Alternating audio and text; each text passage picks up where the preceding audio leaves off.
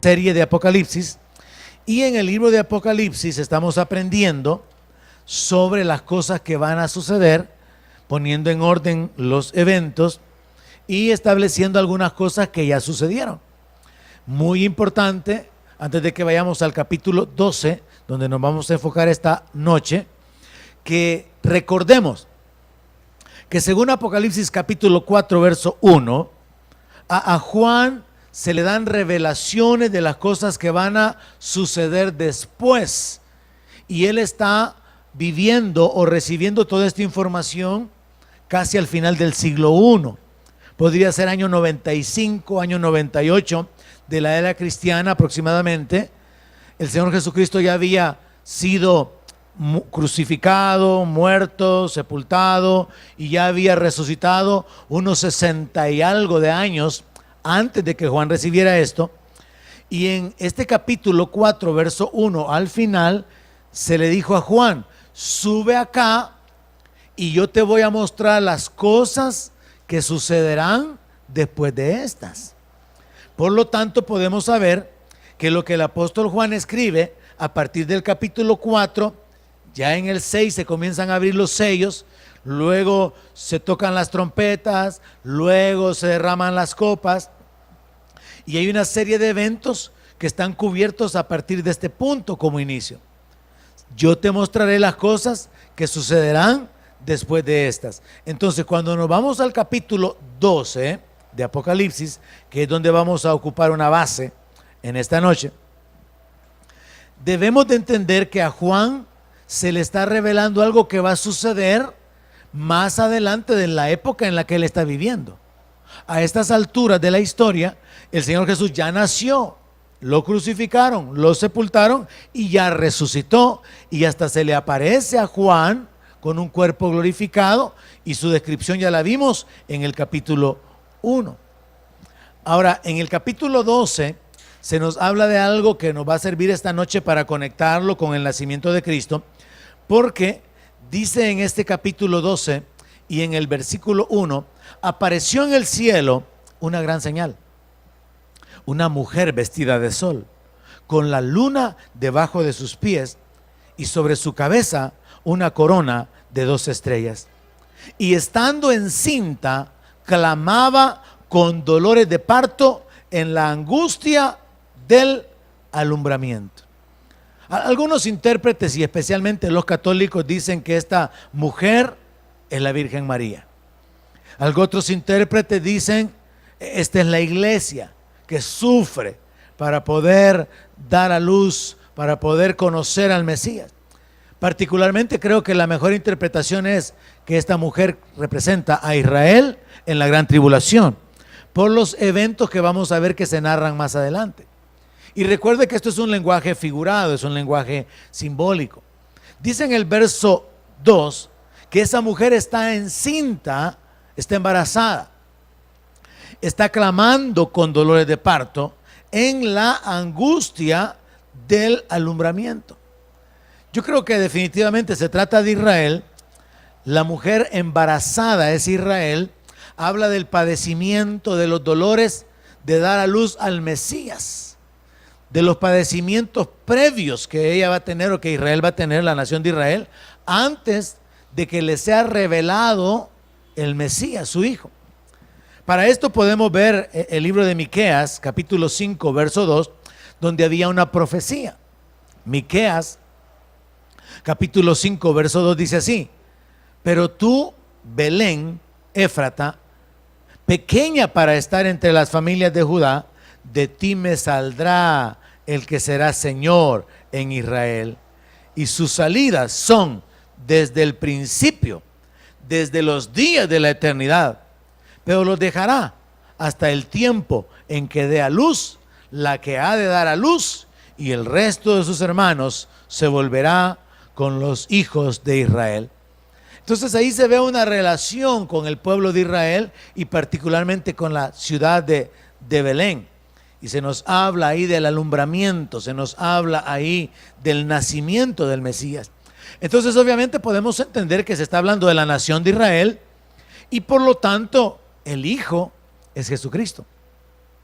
Y los dolores de parto son un simbolismo de los padecimientos que los judíos van a tener en la gran tribulación antes de conocer al Mesías.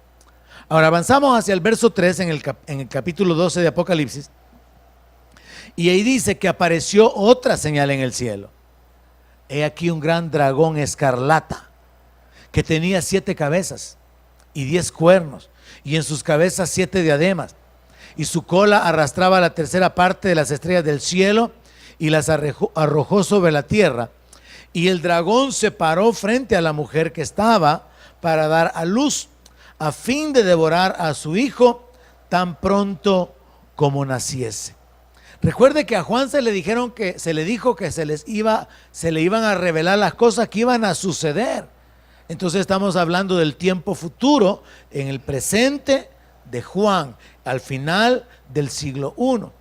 Algunos intérpretes sostienen que este dragón era el Imperio Romano, pero aquí se nos habla acerca de aquel que arrastró la tercera parte de las estrellas del cielo. Está hablando de Satanás, y las estrellas del cielo son los ángeles, a los cuales él arrastró en una rebelión en contra de Dios y a favor de él.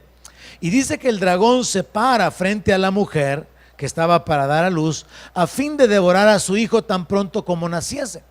Y entonces aquí hay una doble aplicación. Número uno, recuerden que el diablo usa personas para sus propósitos, y el diablo trató de matar a Jesús cuando el rey mandó a matar a todos los niños. Cuando supo que había nacido un rey, mandó a matar a todos los niños. Ahora, esa es parte del cumplimiento de la palabra. Pero también la otra parte tiene que ver con el diablo oponiéndose y queriendo impedir que la nación de Israel conozca al Mesías, conozca a Jesucristo. Y entonces se da el conflicto en el libro de Apocalipsis de no solamente los símbolos y las figuras, sino también los tiempos. Porque ahora vea lo que dice en el verso 5. Y ella dio a luz un hijo varón. A Juan se le está hablando del futuro, pero Juan está mirando que en el futuro hay una mujer embarazada y que hay un dragón que está parado enfrente de la mujer porque quiere matar al niño. Pero luego se dice en el verso 5 que ella dio a luz un hijo varón, lo pone como en el pasado, como algo que fue ejecutado. Pero luego dice que regirá con vara de hierro a todas las naciones. Lo manda más adelante. El hijo ya nació, pero el hijo va a reinar.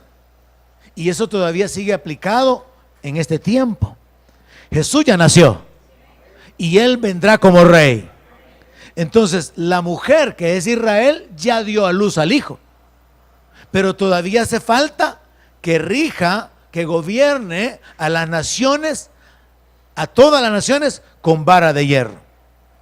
Pero luego se nos regresa al pasado con respecto al tiempo de Juan, porque cuando Juan recibe la revelación, esto ya había pasado, y entonces se dice, y su hijo fue arrebatado para Dios y para su trono, porque Jesucristo ya fue arrebatado y ha sido exaltado y está sentado a la diestra del Padre, y él le ha dicho, siéntate a mi diestra hasta que hay un tiempo para que Jesucristo esté sentado a la diestra del Padre de una manera simbólica, como una posición de honor y de autoridad.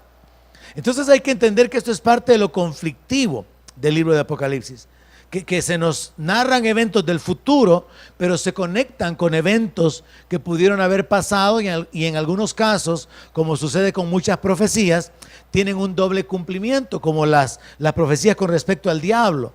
Cuando se habla acerca del rey de Tiro, cuando se habla de aquel que dijo, voy a poner mi trono junto al trono de Dios, se le está hablando a un hombre, pero también tiene un cumplimiento con respecto a una figura angelical para quien se prepararon los instrumentos y que se paseó en medio de las piedras, que se paseó en el Edén. Hay un doble cumplimiento, y eso es parte de las dificultades que contiene la palabra de Dios, pero hay escrituras que van ayudándonos a entender. Así que aquí podemos saber, Juan al final del siglo I está recibiendo la revelación de que vendrá un tiempo donde la mujer que representa a Israel va a tener dolores de parto, y eso va a ser en la gran tribulación.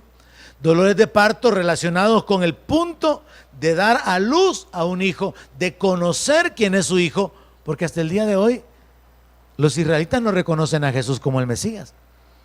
Para ellos, Jesús de Nazaret fue un impostor, fue una persona que se rebeló a su religión y que causó mucho daño, y hasta cierto punto pueden considerarlo hasta como un falso profeta, pero para nosotros Él es el Mesías que había de venir. Él es el Salvador, y vamos a detenernos en lo que la palabra de Dios dice con respecto a su nacimiento. Pero vemos entonces a través del verso 5 y verso 6 que el Hijo ya nació y se llama Jesús.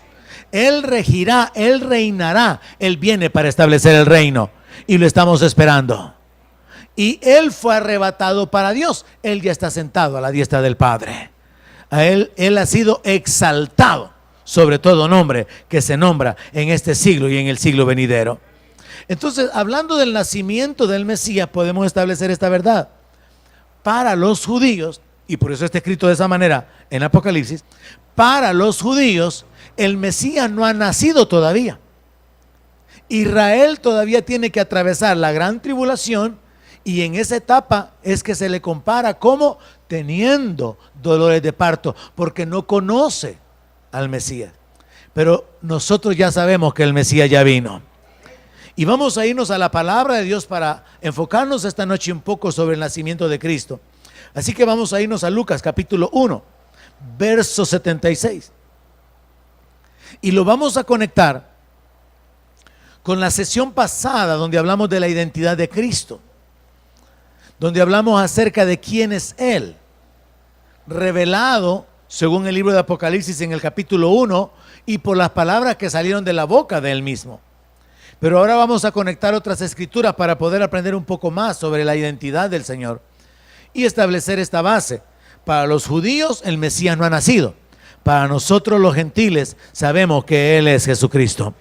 Y en Lucas capítulo 1, verso 76, hablando de Juan el Bautista, no de Jesús, sino hablando de Juan el Bautista, se estableció una profecía sobre él, y dice así: y tú, niño, profeta del Altísimo, serás llamado, porque irás delante de la presencia del Señor para preparar sus caminos. Se anticipó que el ministerio de Juan el Bautista era ir delante del Señor. Y por cierto, Juan el Bautista nació como 6 meses antes de que naciera el Señor Jesucristo. Otro elemento importante es que Jesús y Juan eran primos, así que había una relación de parentesco entre ellos, y pertenecían a una generación de la misma época, y solamente tenían 6 meses de diferencia en cuanto a la edad. Ahora, vemos que a Juan se le establece en la posición de profeta del Altísimo. O sea, Juan es como un profeta del Dios Altísimo. Pero vea esta frase: irás delante de la presencia del Señor. ¿Cuál Señor? El único Señor que los judíos conocían es Jehová. No había otro Señor. No hay otro Señor. Y hoy vamos a ver cómo a Jesús se le introduce como el Señor, y fue el conflicto que los judíos tuvieron. Ahora, esta palabra que está en Lucas capítulo 1, verso 76, estableciendo a Juan el Bautista como un profeta y como aquel que iba a ir preparando el camino delante del Señor, está conectada con Malaquías capítulo 3, verso 1. Y esa profecía estaba relacionada con Jehová. En Lucas está relacionada con Jesús, pero en Malaquías capítulo 3, verso 1, está relacionada con Jehová. Y yo creo que por aquí viene el asunto de que Dios a propósito permitiera que esto del año en el que el Señor nació, el día en que el Señor nació, quedara un poco así dentro de la confusión, porque al fin y al cabo Él es el eterno, Él es el alfa y la omega, y Él no tiene principio ni tiene fin.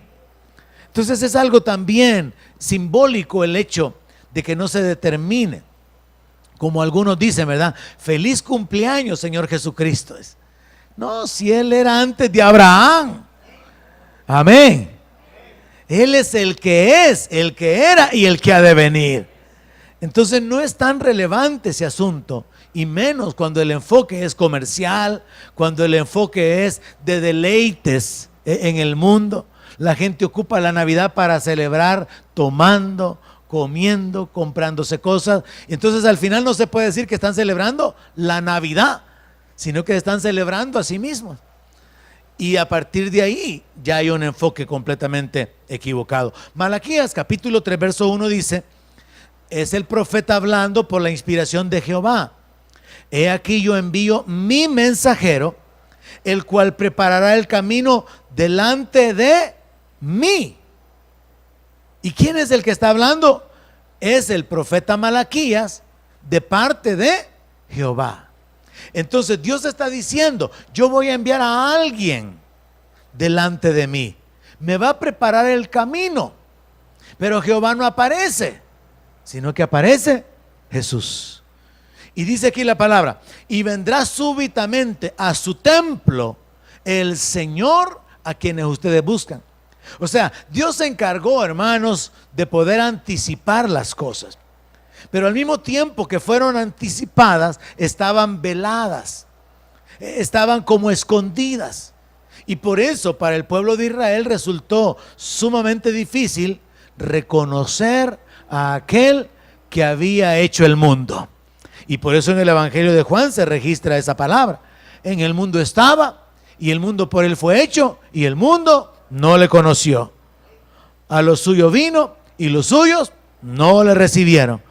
Porque la palabra, aunque había sido dada, que una virgen iba a dar a luz, aunque se había establecido ya que él iba a ser el Padre eterno, príncipe de paz, aunque se había establecido el lugar de su nacimiento, aunque se establecía que tenía que ser del linaje de David, y todas las profecías apuntaban hacia una persona naciendo sobrenaturalmente y siendo reconocido como el Mesías, el ungido, el libertador. Cuando vino, no lo pudieron reconocer, porque la escritura no deja de tener un poco de dificultad. El profeta está diciendo que Dios dijo que él iba a enviar un mensajero delante de él, pero Jehová no aparece, sino que aparece Jesús. Y dice: y vendrá súbitamente a su templo. Entonces, cuando Jesús entra en el templo, los judíos no reconocen que ese templo es el templo de él. No lo reconocen, no pueden entenderlo. No entienden que él es el verbo que se ha hecho carne. Y el Señor había, a través del profeta Malaquías, establecido esta verdad: vendrá súbitamente a su templo el Señor a quien ustedes buscan, y el ángel del pacto a quien ustedes desean. He aquí viene, ha dicho Jehová de los ejércitos. Entonces Dios, por medio del profeta Malaquías, está diciendo: yo voy a mandar a alguien adelante de mí para que me prepare el camino. Dios está diciendo: y yo voy a llegar a mi templo de repente.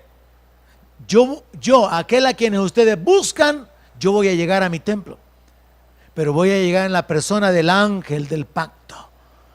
Pero los judíos no entendieron absolutamente nada de esto.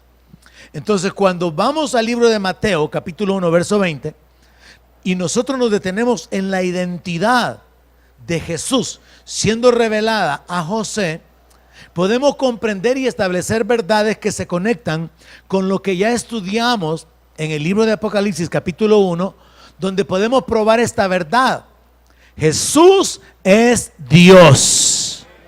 Él es, el que era y el que ha de venir. Él es el alfa y él es la omega. Pero también él es el Hijo de Dios. Pero también él es el Verbo de Dios. O sea, él es todos. Veamos la identidad revelada a José. Mateo capítulo 1, verso 20. Y pensando él en esto, está hablando de José: he aquí un ángel del Señor le apareció en sueños y le dijo: José, hijo de David, no temas recibir a María tu mujer, porque lo que en ella es engendrado del Espíritu Santo es. Y dará a luz un hijo, y llamarás su nombre Jesús, porque él salvará a su pueblo de sus pecados. Todo esto aconteció para que se cumpliese lo dicho por el Señor, por medio del profeta, cuando dijo: he aquí una virgen concebirá y dará a luz un hijo y llamará su nombre Emmanuel, que traducido es Dios con nosotros. Yo espero que después de esta serie de estudio que estamos estableciendo o desarrollando, particularmente estas enseñanzas que están conectadas con la identidad de Jesús, usted pueda tener una revelación, una concepción más clara de la identidad del Señor, y que definitivamente pueda establecer en su mente y en su corazón que no es un asunto de tres personas, sino que es un asunto de un misterio de Dios, que es espíritu y que ha enviado su Espíritu Santo en diferentes ocasiones, pero que ha enviado también a su Hijo, pero que su Hijo no es sino la manifestación de sí mismo en la carne, porque eso es lo que dice la palabra en 1 Timoteo 3:16. Indiscutiblemente grande es el misterio de la piedad. Dios fue manifestado en carne. Entonces, cuando nosotros vemos la identidad del Señor, podemos descubrir que hay esa unicidad, es esa unidad entre Jesús y Dios Padre, pero que también temporalmente hay una separación, y eso es parte del misterio. Ahora, vemos acá en esta escritura, particularmente en el verso 21, que el nombre Jesús se le da por causa de su carácter como Salvador. Jesús procede de otro nombre compuesto que se tradujo como Josué, y en sus orígenes podía ser Yahshua, que significa Jehová que salva. Y por eso es que cuando se le da el nombre y se le dice a José que le va a poner ese nombre, se le aclara: llamará su nombre Jesús, porque él salvará a su pueblo de sus pecados. Entonces él está diciendo a José: mira, el hijo que va a tener María no solamente ha sido engendrado por el Espíritu Santo, sino que nace con un propósito. Y el propósito es salvar a su pueblo o libertar a su pueblo de sus pecados. Entonces ahí se nos da la identidad: Jesús es el Salvador. Pero luego en el verso 23, cuando se dice o se aclara, conectando la escritura con el Antiguo Testamento: he aquí una virgen concebirá y dará a luz un hijo y llamará su nombre Emmanuel, que traducido es Dios con nosotros. Claramente se establece la identidad: Jesús es Dios en la carne. Algo con lo cual los testigos de Jehová tienen un gran problema, porque la forma en que ellos lo interpretan es que hay muchos dioses, y entonces Jesús es un Dios, pero que Jehová es otro Dios, cuando el misterio es que en la persona de Jesús, Dios vino para estar en medio del pueblo. Y esa es parte de la revelación que le es dada a José. Entonces a José se le explica que el hijo que va a tener María es el Salvador, pero también se le explica que Él es Dios. Ahora, eso, hermano, en la mente natural podía resultar bastante complicado, que se diga que un niño es Dios. Ahora, no resulta tan complicado cuando abrimos un poco más nuestro entendimiento y pensamos cómo a nivel de las religiones, por ejemplo en la India, se da un caso muy particular, y es que debido a la gran cantidad o la gravedad o la profundidad de la idolatría que hay y la operación demoníaca que hay, se da un fenómeno muy frecuente más que en otras naciones, y es que nacen niños deformes, nacen niños con 4 piernas, niños con 4 brazos, y entonces resulta que esta gente lo conecta con sus divinidades, porque hay algunas divinidades hindúes que tienen 4 brazos, y entonces cuando nace un niño así con esas malformaciones, dicen que es una encarnación de Dios. Así que el ser humano puede llegar a creer o a aceptar la mentira cuando no conoce la verdad, pero nosotros nos vamos a parar en la verdad. Jesús es Dios con nosotros, Él es Emmanuel y Él es el único Salvador. Ahora, esto fue la forma en que le fue revelado a José, Pero veamos la revelación que le fue dada a María. Vámonos al Evangelio de Lucas, capítulo 1, verso 30. Y no olvide el enfoque. Venimos del capítulo 12 de Apocalipsis, donde entendemos que los judíos no han reconocido al Mesías. Y por lo tanto, en la gran tribulación ellos van a estar en una etapa de mucho padecimiento, que simbólicamente se compara con dolores de parto, como una mujer que está sufriendo a punto de dar a luz, a punto de conocer a su hijo, porque ellos no reconocieron a Jesús, a quien nosotros confesamos como nuestro Señor y Salvador. Ellos no lo reconocieron. Pero nosotros a través de la palabra podemos obtener toda esta información con respecto a la identidad del Señor. Él es Dios con nosotros y Él es el Salvador. Ahora veamos cómo a través de lo que se le dice a María por medio de un ángel, se da un poco más de elementos para establecer no solamente la divinidad de Jesús, porque Él no es la segunda persona de la Trinidad. Él es Dios manifestado en carne. Y entonces vemos en la palabra cómo se alterna, veámoslo en este pasaje, cómo se alterna que quien lo envía es el Señor, pero Él es el Señor. Veámoslo a partir del verso 30. Entonces el ángel le dijo: María, no temas, porque has hallado gracia delante de Dios. Y ahora concebirás en tu vientre y darás a luz un hijo. Y llamarás su nombre Jesús. A ella no se le explica por qué, ya se le explicó a José. Este será grande en el tipo, en el sentido de condición, de influencia, de fama. Y será llamado, preste atención a esa frase, será llamado Hijo del Altísimo. No es el hijo que Dios ya ha tenido por la eternidad, no, será llamado. Y por eso hay una escritura que dice: tú eres mi hijo, yo te he engendrado hoy. Porque en lo natural, en lo físico, Jesús tiene un principio, pero en su condición como Dios, Él no tiene principio ni fin, porque Él existe desde la eternidad. Ahora, dice en el verso 32, este será grande y será llamado Hijo del Altísimo. Entonces ahí se separa. El Altísimo es una referencia a Dios, a Jehová, al Eterno, al Todopoderoso, al Santo de Israel. Ahora, el hijo que iba a tener María está separado del Altísimo y sería llamado Hijo de Jehová, Hijo del Altísimo. Y luego el Señor Dios, Jehová, le dará el trono de David, su padre. Se hace una separación. Es Dios quien le va a dar el trono de David. Verso 33. Y reinará sobre la casa de Jacob para siempre, y su reino no tendrá fin. Se establece que como parte de la identidad del Señor le corresponde la posición de rey eterno. Un reino inconmovible en las palabras que están escritas en el libro de Daniel.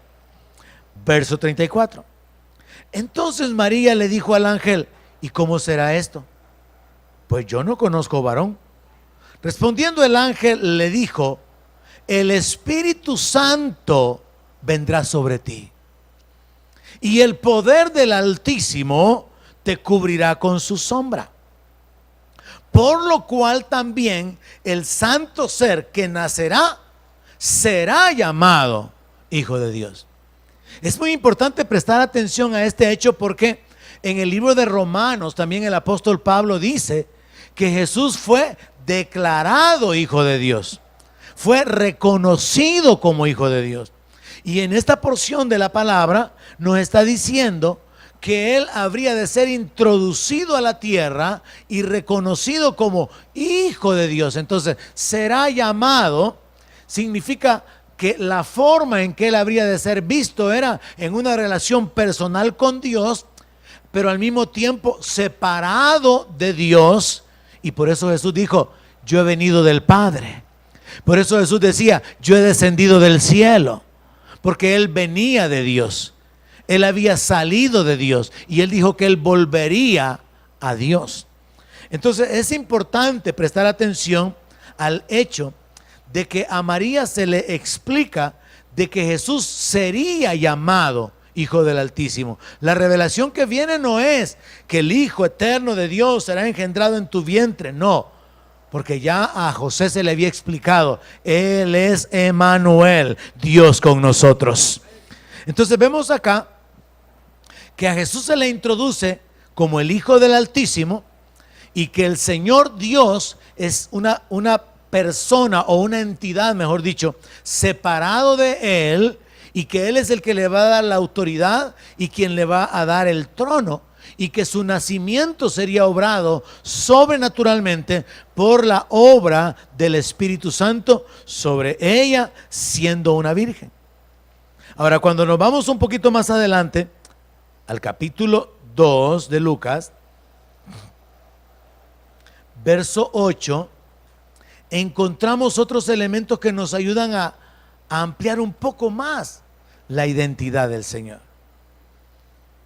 Lucas capítulo 2, verso 8. Ya José sabía del nacimiento, ya María sabía del nacimiento, y ahora el Señor se encarga de que los primeros que sepan acerca del nacimiento del Mesías sean personas sencillas, humildes, pastores que velaban y guardaban las vigilias de la noche. Lucas capítulo 2, verso 8. Había pastores en la misma región que velaban y guardaban las vigilias de la noche sobre su rebaño. Y he aquí, se les presentó un ángel del Señor, y la gloria del Señor los rodeó de resplandor y tuvieron gran temor. Detengámonos ahí. Se les presenta un ángel del Señor. ¿Cuál Señor? Jehová. Los judíos solo conocían un Señor, solo Jehová, Adonai o Curios, como está escrito en el Salmo 8. Oh Jehová, Señor nuestro, cuán glorioso es tu nombre en toda la tierra. Para los israelitas el Señor es Jehová. Así que cuando se habla de un ángel del Señor, es un ángel de Jehová. Y cuando se habla de la gloria del Señor, es la gloria de Dios, la gloria de Jehová. Dice que el ángel del Señor llegó, la gloria los rodeó de resplandor y ellos tuvieron un gran temor. Pero el ángel les dijo: no teman, porque he aquí les doy nuevas de gran gozo que será para todo el pueblo, que les ha nacido hoy en la ciudad de David un Salvador. Preste atención, un Salvador. Ya se le había dicho a José, ¿verdad?, que el nombre es Jesús, porque él vendría para salvar al pueblo de los pecados, que es Cristo. Y la palabra Cristo es Mesías y significa ungido, significa el que tiene la unción, el que tiene el poder del Espíritu, el que tiene la presencia de Dios. Entonces se revela que nace en la ciudad de David el Salvador, que es Cristo. Y mire lo número 3. ¿Quién es? El Señor. ¿Cuál Señor? Aparece otro Señor, pues. Y es que ciertamente, temporalmente, hay dos señores. Y David lo dijo proféticamente. Dijo Jehová a mi Señor: siéntate a mi diestra. ¿Hasta qué? Hay un tiempo, y es este tiempo, en el que de una manera simbólica y con el propósito de llevar a cabo el plan de redención, Jesús todavía coexiste con el Padre como separado del Padre y sentado a la diestra del Padre, hasta que todos los enemigos, y el último enemigo es la muerte, sean dominados y conquistados. Y luego Jesús se revelará como se reveló a Juan, y lo vimos en la sesión pasada cuando le dijo a Juan: Juan, yo soy el Todopoderoso. A Juan se le reveló diciendo: Juan, no temas, yo soy el primero, yo soy el postrero, yo soy el alfa, yo soy la omega, yo soy el que es, el que era y el que ha de venir, yo soy el Todopoderoso. Ya vimos en la sesión pasada que Juan escucha al Señor decirle: Juan, yo soy el que estuve muerto, pero vivo, y tengo las llaves del infierno y de la muerte. Entonces Jesús se revela como, yo le dije usando esta frase, se revela como ellos. Y nosotros podemos decir, Jesús es el Hijo del Altísimo, Jesús es el Señor, Jesús es el Verbo de Dios, Jesús es Emmanuel, Dios con nosotros, Jesús es el Salvador, Jesús es Dios. Pero a través de un proceso en el cual, para que la redención se efectuara, Dios tuvo que manifestarse en carne, y eso es lo que causa el conflicto. Pero por eso el Señor le dijo a los apóstoles, en aquel día, hablando del establecimiento del reino, en aquel día ustedes conocerán que yo estoy en mi Padre. O sea que se iban a dar cuenta que su existencia no es separada del Padre, sino que es en Dios. Y se va a comprender cómo es lo que está escrito en Colosenses capítulo 1, que Él es la imagen visible del Dios invisible. No la segunda persona de la Trinidad, sino la imagen visible, quien revela a Dios. Él es el Verbo de Dios, Él es el Hijo de Dios, Él es el Altísimo, Él es el Cristo, Él es el Salvador, Él es el Mesías, Él es el Señor. Entonces, vea cómo en el mismo texto se dice que un ángel del Señor se apareció. Y el ángel del Señor le dice a los pastores, miren, hoy ha nacido el Señor. ¿Lo está captando? O si no, tiene que ir de nuevo a las Escrituras. Lo repito, un ángel del Señor se aparece a los pastores y les da un anuncio. Y ese anuncio es, hoy ha nacido el Señor. Si el Señor ya existía desde antes de la fundación del mundo, pero para efectos de la redención, para efectos de su manifestación como Salvador, es que Él tuvo que encarnarse. Y como carne, Él tiene principio. Pero vemos, como ya he citado, que yo creo que Dios a propósito permitió u obró, de manera que aún el año en que Él nació queda un poco confuso, porque hay un traslape de calendarios y resulta que hay un desfase como de 7 años entre un calendario y otro, y al final resulta que Jesús no nació en el año 0 de la era cristiana, sino que nació antes, porque había un cambio de calendarios. Y luego el asunto del día, la fecha exacta, que aunque hay elementos como el que acabamos de leer aquí, que son parte de las bases o fundamentos bíblicos que los estudiosos de la palabra consideran que son claves, el hecho de que los pastores estuvieran velando no cuadra, no tiene sentido con diciembre, porque actualmente es una época muy fría en Israel y los pastores no están con sus ovejas allá a la medianoche. Entonces, partiendo de ahí, es ilógico, es absurdo que los pastores estén con sus ovejas pastando en una época donde las temperaturas son muchísimo más bajas que aquí, realmente bajas. Luego también el hecho de que hubiera un censo en esta época de invierno no tiene sentido, porque obligaba a la gente a movilizarse de sus regiones para poder empadronarse en una época de invierno no era algo que acostumbraban a hacer los gobernadores, lo hacían en verano, lo hacían donde todavía era verano.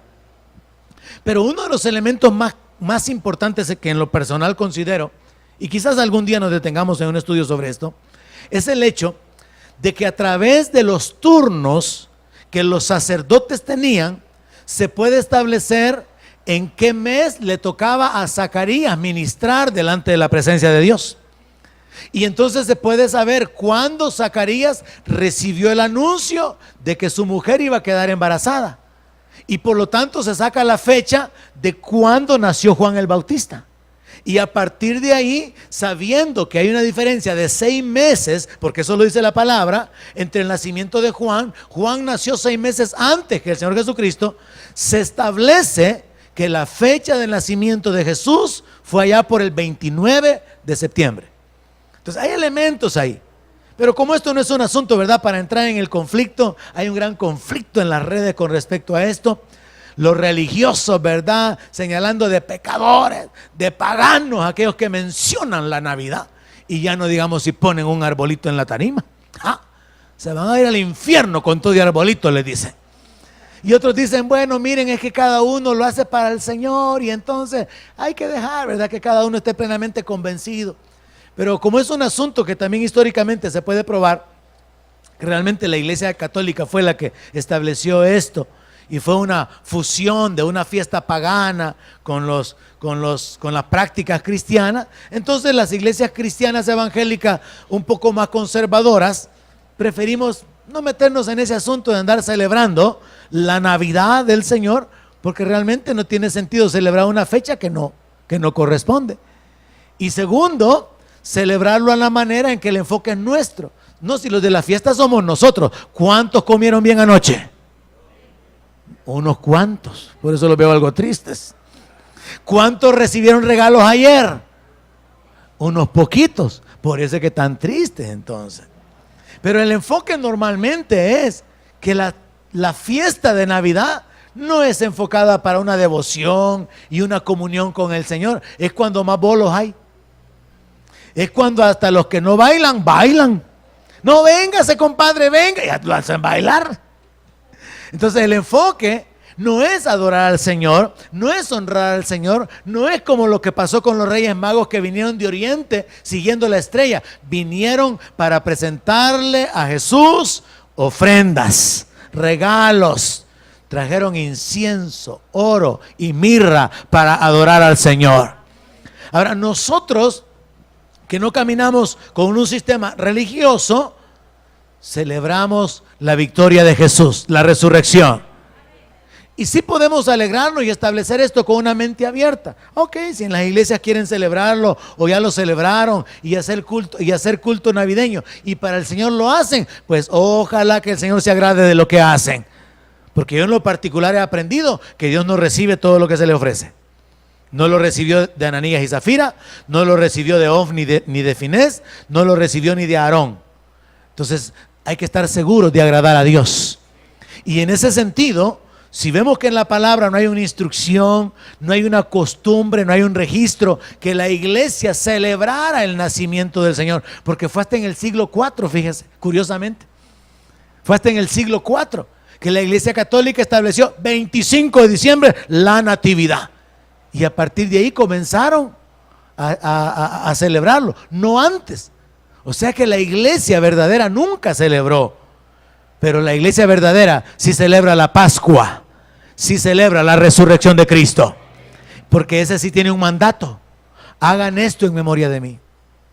Y ese mandato no está limitado a una vez al año, sino que Jesús dijo todas las veces que lo hicieran, porque es un recordatorio, es un memorial de la muerte del Señor.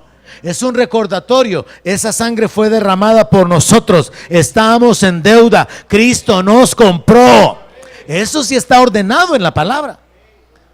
Ahora no vamos a caer en una actitud legalista, ¿verdad? De que no, que los cumpleaños, como los testigos de Jehová tienen ese problema.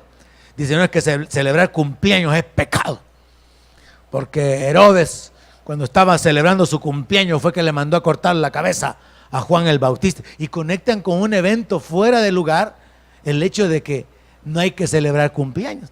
Entonces no podemos caer en una actitud tan extrema, pero tampoco tenemos que correr con las modas del mundo y entonces justificar prácticas paganas o cuestiones que ya sabemos que no están conectadas con lo espiritual, como el bendito árbol de Navidad, porque no tiene nada que ver con Jesús. Ni ponerle los regalos al árbol de Navidad. Eso es tan absurdo como lo que sucedió en los Estados Unidos cuando gradualmente se introdujo la idea de que un conejo reparte huevos en la época de la Pascua. Y los conejos no nacen de huevos, para comenzar.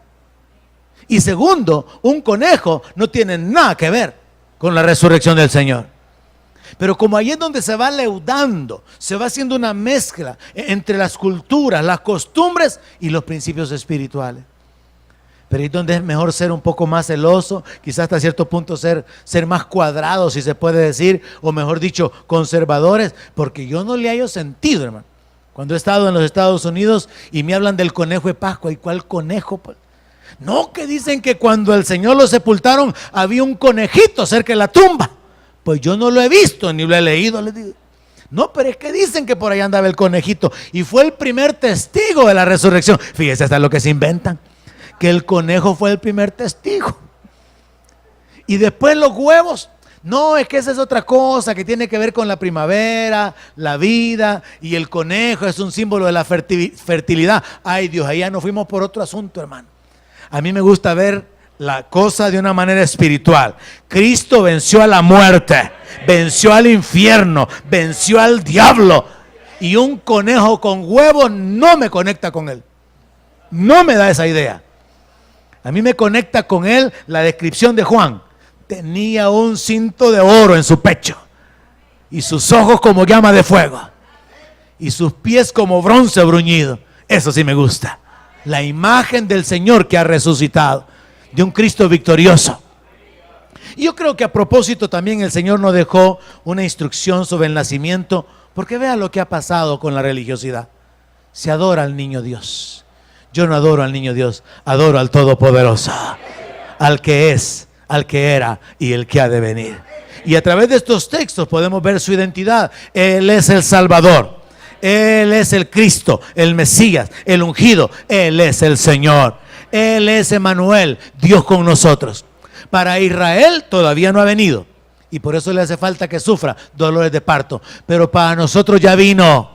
Y si entendemos eso y entendemos que Él nos ha comprado y que Él es celoso, tenemos que vivir nuestra vida guardándonos para poder honrarle, para poder servirle y para poder agradarle a Él, porque según la palabra de Dios fuimos comprados por precio.